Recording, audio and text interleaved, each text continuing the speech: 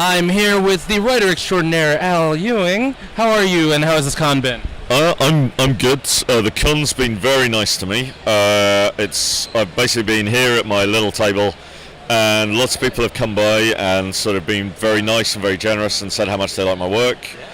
And yeah, basically I haven't had that much to do outside that. I've done a panel.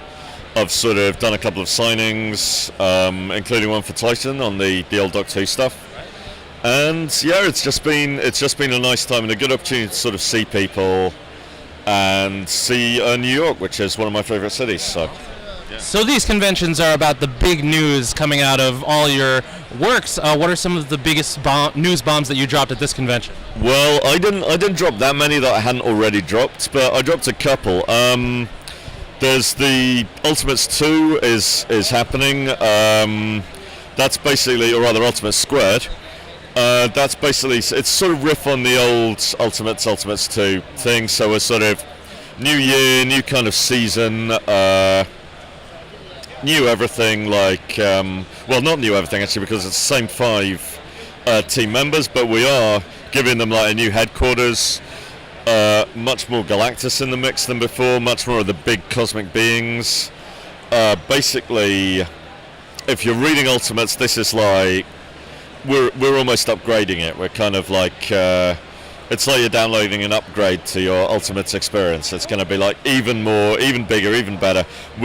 Kenneth is unfortunately leaving us to do IVX and Inhumans rated stuff, I believe. Travel Foreman is coming in, and he does a phenomenal job. I've seen his pages as they come in. They are gorgeous.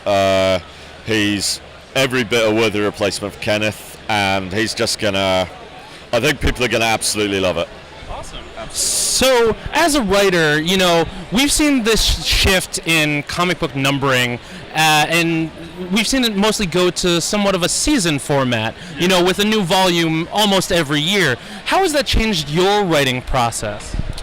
Well, I mean, with this particular thing, I think we were sort of thinking about that, and sort of, so it's a little easier to sort of come to a finale and then come out of that into the next thing, and it's not that different from sort of the arcs model. I think with some books you sort of go in and you're sort of thinking, what's my 12? What's my 12 issues for the first year? You start thinking in years a little bit, which is not really anything that new. I mean, that's kind of something that's been going on since, I remember Christopher Priest saying about Black Panther he was thinking in years. I know other people have said that. I feel like that it's almost,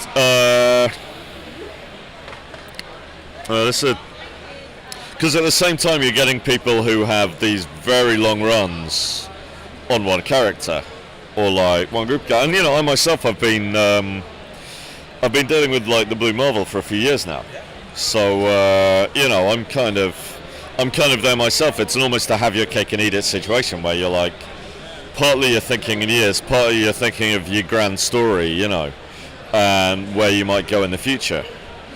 And yeah, I don't know, I guess it's just one of those sort of pieces of doublethink that, you know, you need to have as a comics writer. You need to sort of be prepared for, you know, things to change, but at the same time it's nice to have an epic story in your head.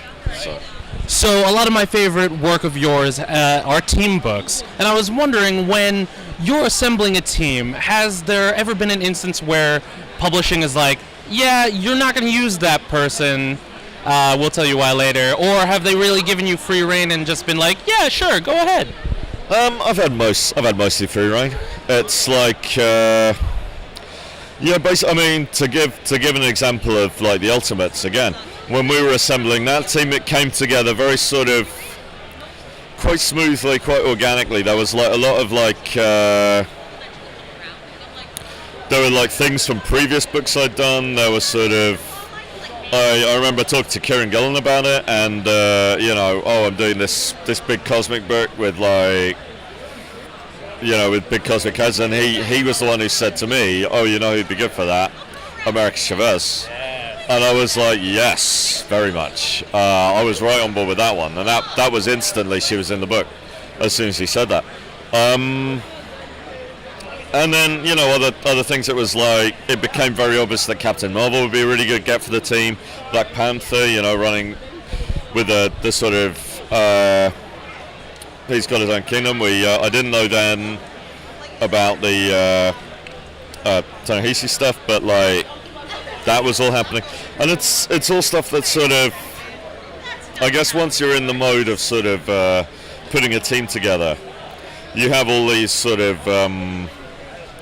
you know, you have all these lists of characters in your head, and, you know, editorial will like suggest people, and you'll sort of pick and choose. But it's not so much, I've never really felt forced to take anyone or not to. It's just like,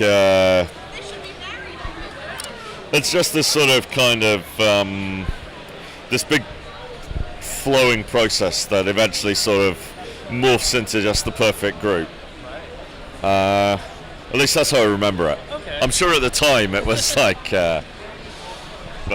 Now, one of my absolute favorite characters in the Marvel Universe right now is Squirrel Girl. Oh, yeah. How much fun has it been to be working with her?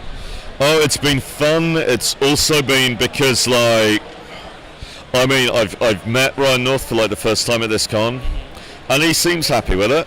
So good, because like the one thing that, you know, potentially bothers me about writing Squirrel Girl is like, what if I'm not up to it? What if, you know, what if I fail to like meet the incredible standard that Ryan and Erica have like been setting with it? Because this is one of like the greatest books, and if you know, if you're watching this, if you're listening to this, and you're not reading Squirrel Girl, then my lord, you know, immediately, you know, run, don't walk to your nearest comic shop and get that.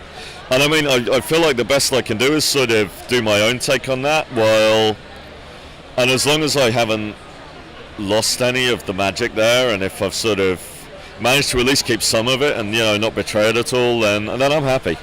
I mean, it's just a tough gig because the standard they set is so high. So high.